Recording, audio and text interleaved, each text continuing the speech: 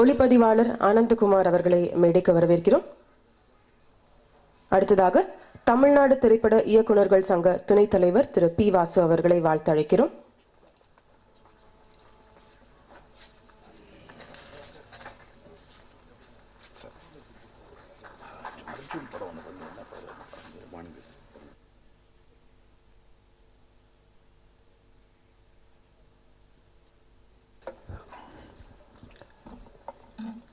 மேடையில் இருக்கும் தலைமை தாங்க வந்திருக்கும் பாரிவேந்தர் அவர்களுக்கும், மேடையில் இருக்கும் நண்பர்களுக்கும், இங்கு வந்திருக்கும் பத்திரிகை நண்பர்களுக்கும், தொலைக்காட்சி நண்பர்களுக்கும் என்னுடைய காலை வணக்கம். மனோஜ்குமார் ஒரு யதார்த்தமான டைரக்டர். பேசும்போது ஒரு வெகுளியாக இருக்கும், படம் பண்ணும்போது பிரமாதமாக இருக்கும். அவர் எனக்கு ஃபோன் பண்ணி, சார் வந்துடுங்க சார், ஆடியோ ரிலீஸ் வச்சுருக்கிறேன், அதாவது வரணுமா அதெல்லாம் கிடையாது, வந்துடுங்க, அந்த உரிமை மனோஜ்குமார் எடுத்துக்கிட்டது தான் எங்களுக்கெல்லாம் ரொம்ப சந்தோஷம். ஏன்னா அவர் எப்பவுமே அப்படி தான் இருப்பார். இந்த படத்தை பார்க்கும் பொழுது படத்தில் நல்ல எனர்ஜி இருக்குது. அதாவது சாங்ஸ் எல்லாமே, பர்டிகுலர்லி ஃபோட்டோகிராஃபி ரொம்ப நல்லா இருக்குது படத்தில், பிரமாதமானது ஃபோட்டோகிராஃபி. அண்டு கோவை தம்பி சார்னு சொன்னாலே அது வந்து மியூசிக்கல் ஃபிலிமாக இருக்கும். ஏன்னா நான் மதர்லேண்ட் பிக்சர்ஸில் டைரக்ட் பண்ணணும்னு ரொம்ப கனவு கண்டவன். பல தடவை அவர் ஆஃபீஸ் போய் 80s எனக்கு எப்படியாவது அந்த பேனரில் ஒரு படம் கிடைக்காதா அப்படின்னு நான் எவ்வளவோ யோசித்து கற்பனை பண்ணி கிடைக்குன்ற நம்பிக்கையோடு இருந்தவன்.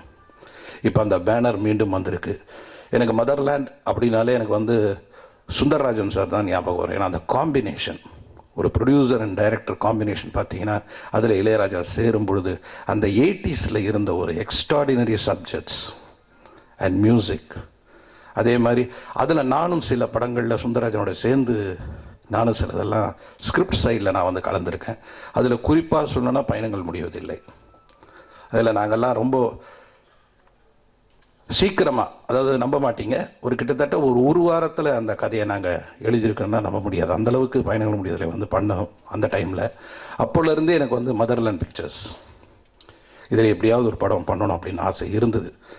பட் மறுபடியும் மதர்லேண்ட் பிக்சர்ஸ் இண்டஸ்ட்ரிக்கு வந்ததை நினைக்கும் பொழுது ரொம்ப பெருமையாக இருக்குது, சந்தோஷமாக இருக்குது.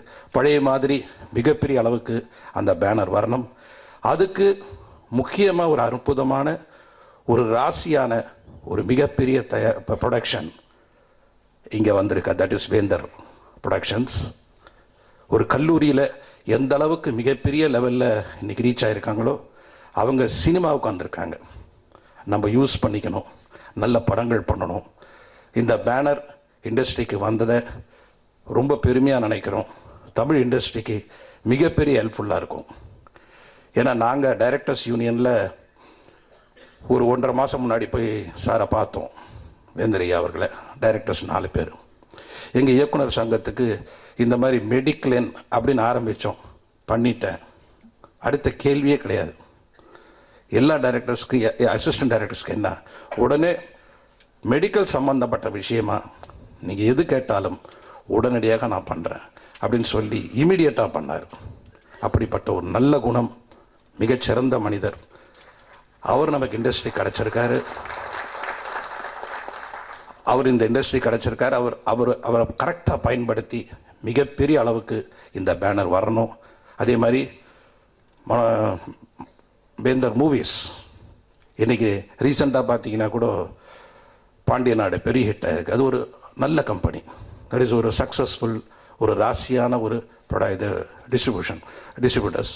ஸோ அவங்க மூலமாக இந்த படம் வர்றதால நீங்கள் நினைக்கிறது நிச்சயம் மக்களுக்கு ரீச் ஆகும் அப்படின்னு நான் நினைக்கிறேன். ஏன்னா இன்றைக்கி மேக்கர்ஸை விட ப்ரொமோட்டர்ஸ் தான் ரொம்ப இம்பார்ட்டண்ட். ப்ரொமோட்டர்ஸ் நல்லா இருந்தால் மேக்கருக்கு தன்னால் அவனுடைய ப்ராடக்ட் ரீச் ஆகும்.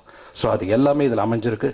இந்த படம் மிகப்பெரிய வெற்றி அடையணும்னு நான் இறைவனை வேண்டிக்கிட்டு விடைபெறுகிறேன். நன்றி, வணக்கம்.